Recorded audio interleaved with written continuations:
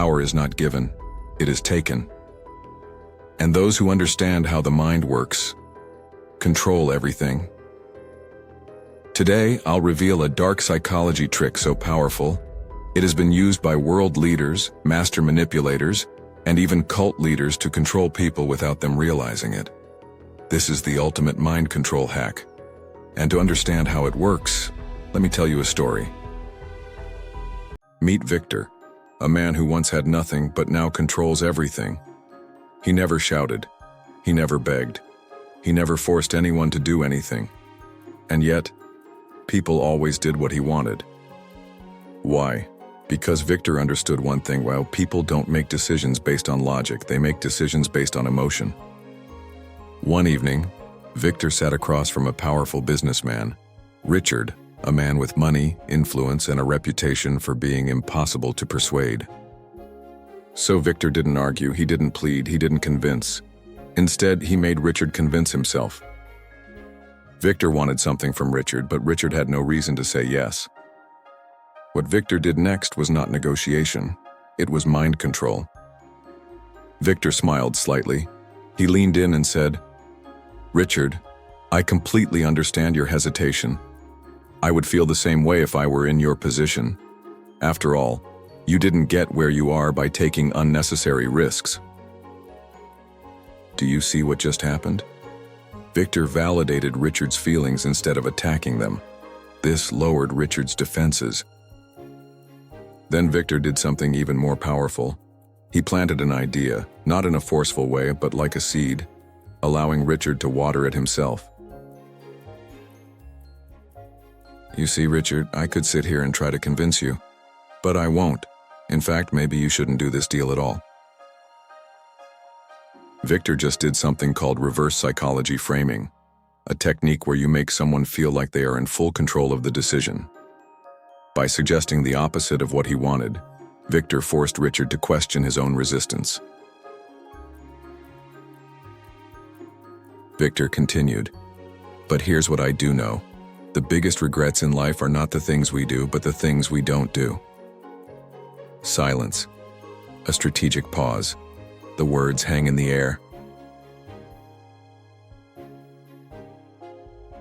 Richard's mind starts racing. He is no longer thinking about saying no. He is thinking about what he might be losing if he walks away. And then Victor delivers the final blow. "Of course, I would never tell a man like you what to do. This is completely your decision." And just like that, Richard felt he was in control. But was he really? No. Victor had just used the ultimate mind control hack, the art of making people convince themselves. The human brain is not logical. It is not rational. It is a battlefield, one where emotions, biases, and subconscious patterns dictate every decision we make. And those who understand this control everything. Despite what we believe, we don't make decisions based on logic alone. Instead, our choices are guided by powerful cognitive biases, deeply ingrained mental shortcuts that shape how we perceive reality. Richard thought he was in control, but in reality, his mind was playing tricks on him. Let's break down exactly how Victor used psychological manipulation to make Richard convince himself. Have you ever noticed that when someone tells you what to do, your first instinct is to do the opposite? This is called reactance theory, a psychological response where people instinctively rebel when they feel their freedom is being restricted. The human mind hates feeling controlled. The moment we sense that someone is trying to force a decision upon us, we instinctively push back, even if it's against our own best interest. How did Victor use this? Instead of telling Richard to do the deal, he made it seem like he didn't care whether Richard accepted or not. By saying, "Maybe this isn't the right deal for you," Victor triggered Richard's reactance, making him feel like he was walking away from something valuable. When people feel like they are losing control, they fight to regain it. Here's a strange fact. The more choices we have, the less likely we are to decide. Victor didn't just tell Richard to take the deal. Instead, He framed the conversation in a way that made Richard feel like he was in control, while actually guiding him toward the exact decision Victor wanted. How does this work in real life? Salespeople use it by offering limited options. Would you like the premium package or the standard one? Job interviewers use it. Would you prefer to start Monday or Wednesday? Parents use it with kids. Do you want to do homework now or after dinner? The secret? When people are given structured choices, they rarely question who is controlling the options. When people feel like they are about to lose something, they act fast. Humans are wired to fear loss more than they desire gain. This is called loss aversion bias, and it's why limited time offers, scarcity tactics, and fear of missing out, FOMO, work so well. How did Victor use this? He didn't sell the benefits of the deal. Instead, he subtly hinted at what Richard might lose if he walked away. By saying, "The biggest regrets in life are not the things we do, but the things we don't do." He forced Richard to imagine missing an opportunity. When people feel like they are about to lose something, they act fast.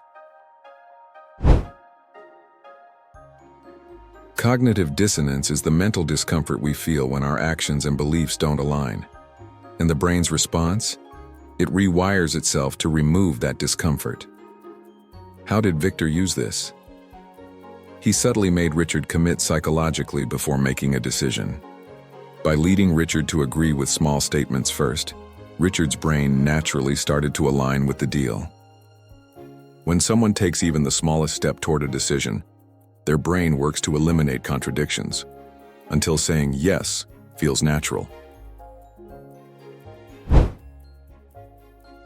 Reactance theory. Make them feel like they are in control. Illusion of choice.